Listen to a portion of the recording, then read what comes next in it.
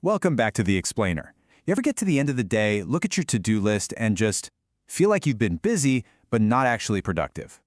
Yeah. Today, we're going to dig into how to build a system that moves you from feeling overwhelmed to actually being effective with routines that, really stick. So, does this question hit a little too close to home? That giant, ever-growing list of tasks that somehow never seems to get any shorter? It's a super common frustration, but the good news is there's a structured way to fix it. And today, we're going to build that new approach piece by piece. So here's the game plan, our 5-part journey. First, we'll lay the groundwork with the compound effect.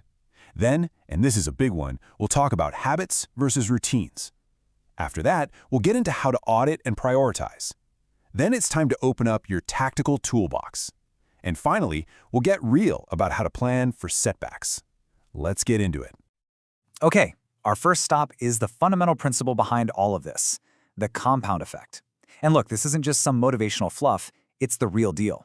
It's the core concept that explains how these tiny, consistent actions, for better or for worse, create absolutely massive results over time.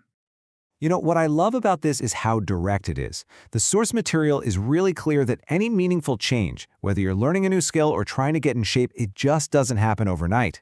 It's all about the result of those small daily choices. Think about it. An extra dessert every day might seem totally trivial, but after a year, that really compounds. And the same thing is true for positive choices. Every single decision you make is pushing you one way or the other. There's no middle ground. So building on that idea of small, daily choices, we come to our next section. And honestly, this is a big one.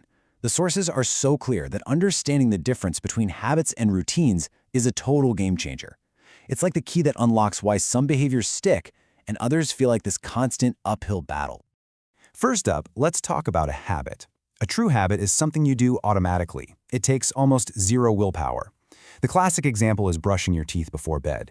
You don't really sit there and decide to do it, right? You just do it. In fact, if you don't do it, it feels kind of uncomfortable and weird. Now contrast that with a routine. A routine is also something you do over and over, but, and this is the key, it requires deliberate effort. It takes real concentration. Think about going to the gym or doing a weekly review of your finances. It's so much easier to talk yourself out of these things because they require conscious energy. And this little chart just lays it all out perfectly. The key takeaway here, the big aha moment, is that not all routines can become effortless habits. And you know what? That's okay. Just being aware of this, accepting that some really important activities will always require effort, that alone can prevent a ton of frustration and help you build systems that actually last.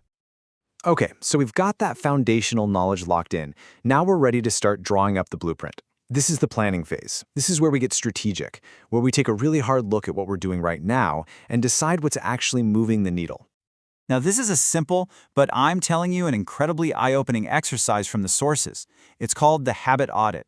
You literally just grab a piece of paper and list everything you do in a typical day, from scrolling your phone first thing in the morning to watching TV at night.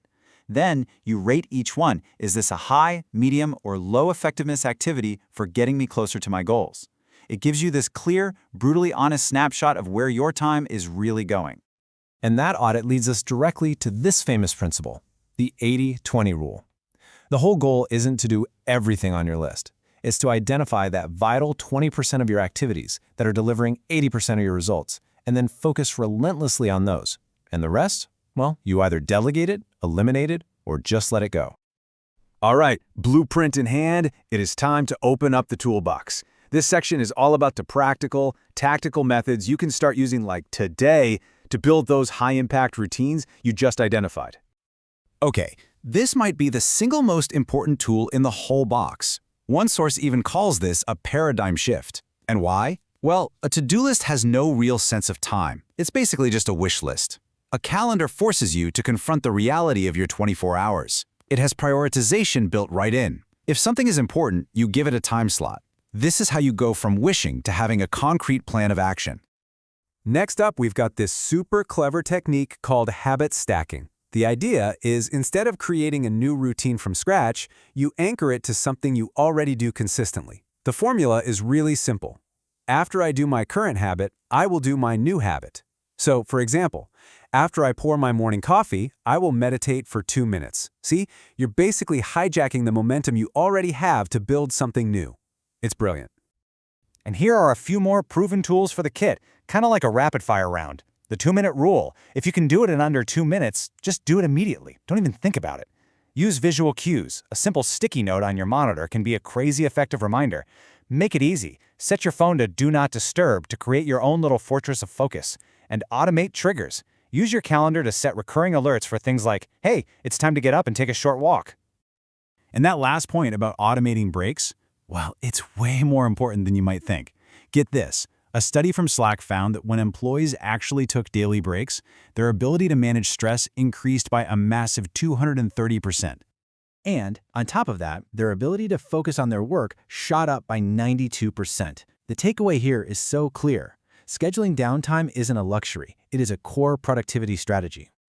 Okay, we've got our plan and we've got our tools. But we have to be realistic. Building new routines is never a perfect straight line. So our final section is all about playing the long game and building resilience by planning for those inevitable setbacks. This is such an important message, so let it sink in. You're going to have an off day. It's going to happen. The goal isn't perfection, it's consistency. The real skill isn't never falling off track, it's getting back on track the very next day. Don't let one bad day spiral into a bad week. Just rebound. Get back to it. So, how do you make sure you rebound? Well, here are a few proven strategies. Track your progress visually. A big wall calendar with check marks gives you this powerful motivational feedback loop. Reward yourself for sticking with it. Find an accountability partner you can check in with.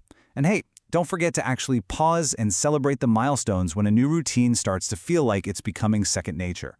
So we've gone from the big picture of the compound effect all the way down to the nitty-gritty tactical tools you can use. But at the end of the day, it all comes down to this one question. It's not about overhauling your entire life tonight. It's about starting small. It's about being deliberate. So, what is the one small, high-impact change you will schedule in your calendar for a specific time tomorrow?